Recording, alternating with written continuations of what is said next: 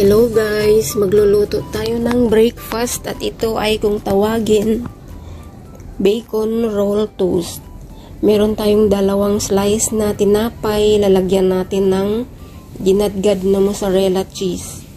At magdagdag pa tayo dyan ng sliced cheese at para mas cheesy ang ating toast bread mamaya. Ganyan lang hatiin natin sa gitna para magiging dalawa ang ating tinapay na tinakip. At susunod ay ganun pa rin ang procedure.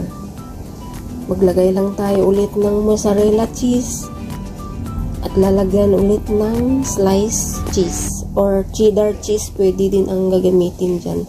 I-press lang ng kaunti at i-slice natin sa gitna. Sourdough na bread ang gamit ko dyan, kaya hindi masyadong square ang tinapay. Mas maganda sana kung mayroon tayong sliced bread. Kung anong mayroon ako dyan, yun na lang ang ginamit ko para hindi masayang. At yan, nag-scrambled tayo ng dalawang itlog. I-mix lang natin mabuti hanggang sa mahalo ang dilaw at puti. I-set aside natin. At susunod ay mag-wrap na tayo ng tinapay at bacon. Mayroon akong bacon dyan na nakaslice na, at yan, babalutin lang natin ang tinapay ng bacon. Kailangan mahigpit ang pagkabalot para hindi siya matanggal mamaya pagka pina-fried natin or tinotoast. Dalawang bacon ang ginamit ko dyan sa isang tinapay. Masyadong malapad yung bacon ko dyan, dapat palay nati ko dyan. At yan lang ang gagawin natin guys, kailangan mahigpit siya. At yung pangalawa, medyo binawasan ko na dyan yung bacon.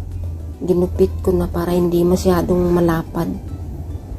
Dahil maliit lang naman yung tinapay natin. Ganyan lang guys, kadali kung paano gumawa ng breakfast na para maiba naman ang ating breakfast. Sinubukan ko lang yan kung magustuhan ng kakain. Nagkagawa pala ako dyan ng 5 piraso. At yan na ang susunod, i-dip natin ang ating tinapay na binalot sa bacon dyan sa scrambled egg. At iset aside natin, ilagay natin sa isang lalagayan. Gamit ako dyan ng maliit na ipit para hindi mahirap magbaliktad. Ganyan, i-coat natin lahat ng itlog. At yan lang, ilalagay natin dyan sa plato. Ganyan lang kadali, mga 5 piraso ang nagawa ko. At susunod ay mag-prepare na tayo ng kawali. Sa mga hindi pa pala nag-subscribe sa aking YouTube channel, please subscribe at please follow din sa aking Facebook account.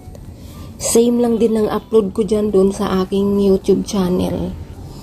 Thank you sa mga laging nandyan nakasubaybay sa aking mga video or vlogs. At yan guys, natapos na natin kadip ang ating tinapay at bacon sa scrambled egg. Painit na tayo ng kawali at maglagay ng kaunting butter. Mahina lang ang apoy dapat para hindi masunog ang butter. At ilagay na natin ang bacon roll toast na tinapay dyan kung tawagin. Ayan, mahina lang ang apoy, yung tama lang para hindi masunog, mga medium lang. Babalik rin natin mamaya pagka nagkulay brown na ang bacon. Hintayin lang natin na matusta siya. Pagka ganyan, pwede na natin baliktarin dahil nagkulay brown na siya. Or masarap maging tostado ang bacon or crispy.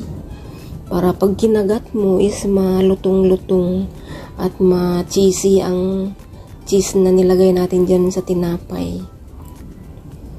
Masarap ito, may partner na honey or syrup. Depende sa inyo kung gusto nyo nung mahilig kayo sa matamis. Pwede din yung white sauce ang sausawan nyo dyan. Or pwede na rin ketchup. Ganyan na guys, malapit na maluto ang ating bacon roll toast. Tinry ko lang yan, sana magustuhan ng kakain. At ilalagay na natin sa serving plate. Masarap kainin pag mainit pa. Kaya pina-brown ko ng maigi dahil gusto niyan is malutong-lutong. Dahil ang bacon pag nagpiprito ako dyan, gusto niya yung malutong talaga. Kaya yan ang ginawa ko dyan sa tinapay. At yan, pwede na yan. Dahil medyo ano na siya. Wala na siyang pula.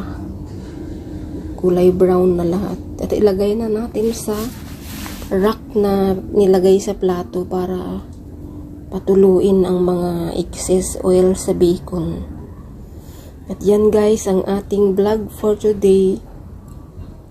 Thank you sa mga laging nakasubaybay, sa mga nanonood. Maraming salamat sa inyo and God bless. Bye.